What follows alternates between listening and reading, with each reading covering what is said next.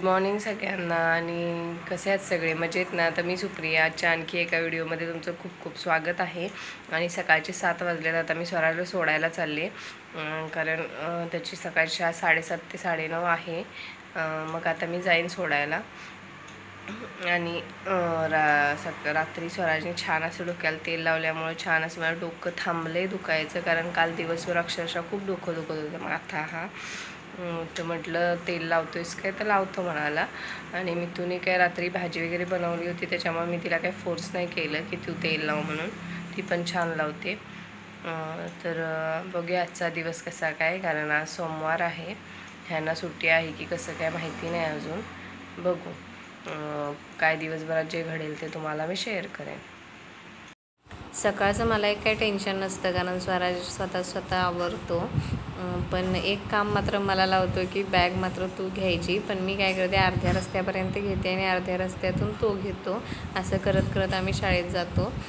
आणि सकाळी सकाळी ते मस्त असं सूर्यदर्शन झालं, कारण आमच्या गॅलरीतून संध्याकाळचा सूर्य दिसतो, सकाळचा दिसत नाही. स्वराजला शाळेत सोडून आल्यानंतर मग मी पाणी तापायला ठेवलं माझ्यासाठी, जे की मी आल्यानंतर आंघोळ करते. कारण मग जाताना येताना भरपूर असा घाम येतो अंगाला, कारण तेवढा आपला व्यायाम होतो ना. चालणं हा पण एक व्यायामच आहे. त्याच्यामुळे मग आल्यानंतर मी आंघोळ करते आणि बाकी सर्व कामाला लागते. मग कचरा काढणे किंवा लादी मी सकाळची नाही पुसत, मी संध्याकाळची लादी पुसते. म्हणजे कसं मुलं दिवसभर इकडं तिकडं करत असतात, त्याच्यामुळे संध्याकाळचीच पुसते. आणि ते मस्त असे मटकीला मोड आलेत. ते आदल्या दिवशी मी भिजत घातली होती 4:30 वाजता, आणि रात्री 10-10:30ला काढली. मला वाटलं मोड येत आहेत की नाही काय माहिती, पण आले छान. त्यानंतर मी मटकीची भाजी बनवायला घेतली. मटकी छान अशी भाजून घेतली थोड्याशा तेलामध्ये, आणि त्यासाठी लागणारा कांदा टोमॅटो चिरून घेतला. आणि एकीकडे छान अशी कढी बनवणार होती, म्हणजे आंबील म्हणतो आपण त्याला. आणखीन इथे भात पण तयार झाला होता माझा, आणि दुसरीकडे मटकीची भाजी पण करायचं चालू होतं. कढीसाठी मी इथे ताकामध्ये तांदळाचं पीठ थोडंसं घालून मिक्स करून घेतलं. आणि ते मिक्स करून झाल्यानंतर मग इकडं भाजीसाठी तिखट, हळद, मीठ टाकून छान असा कांदा आणि टोमॅटो परतवून घेतला. आणि मग मटकी ॲड करून थोडं पाणी घालून झाकून ठेवून दिली भाजी शिजायला. काही जण कढीमध्ये बेसन पीठ वापरतात, पण आम्ही तांदळाचं पीठ वापरतो. खूप छान होते कढी.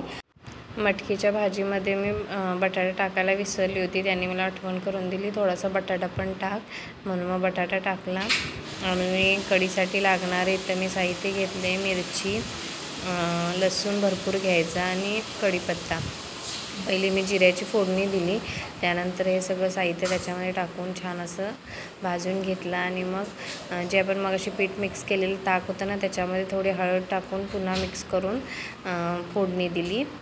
अशा पद्धतीनं कढी करून तुम्ही पण बघा, खूप छान लागते. आमच्या घरात तरी जास्तीत जास्त मला खूप आवडते कढी. कढी बनवून झाल्यानंतर मी पटकन भाकरी करून घेतल्या. भाकरी झाल्यानंतर मग मी तुला म्हटलं थोडीशी भांडी आहेत ते घासून घे. तिने ती घासून घेतली आणि किचन ओटा पण क्लीन करून घेतला, कारण आम्ही दोघं पण जाणार होतो ग्रामपंचायतमध्ये. जे की काम होतं आमचं थोडं, ते आता तुम्हाला व्हिडिओमध्ये मी सांगितले कदाचित. कोथिंबीरीशिवाय कढीला चव नाही. नेमकी आज कोथिंबीर संपली होती माझ्याकडे, त्याच्यामुळे अशीच कढी बनवली. मला इथे एक सांगावंसं वाटते भाकरी बघून, की माझी मम्मी अफलातून भाकरी बनवते. तिची भाकरी म्हणजे नादखुळा असते, म्हणजे एक भाकरी खाल्ली की परत काय खायलाच नको अशा पद्धतीची. त्याच्यामुळे मला तिच्या हातची भाकरी खूप आवडते. गावाला गेल्यानंतर मला तिच्याच हातची भाकरी लागते. त्याच्यानंतर आम्ही इथे ग्रामपंचायतमध्ये गेलो. सासूबाई पण येणार होत्या, त्यांची घरपट्टी भरायची होती म्हणून. आणि आमचं पण ते नावावर करायचं होतं ना घरपट्टी, म्हणून त्यासाठी गेलो होतो. इथे पोचल्यानंतर मग पटकन आम्ही जे लेटर घ्यायचं होतं ते घेतलं, आणि थोडंसं ATMमध्ये काम होतं ते पण केलं, आणि घरी आलो. घरी आल्यानंतर मी थोडा वेळ बसली, कारण भयानक ऊन आहे, बेकार. म्हणजे आपण बाहेर पडू शकत नाही, इतकं ऊन आहे. तर आत्ताच आले ग्रामपंचायतमधून. थोडंसं काम होतं ते करून, म्हणजे असेसमेंट उतारा वगैरे काढायचा होता, ते काढायला गेलेलो.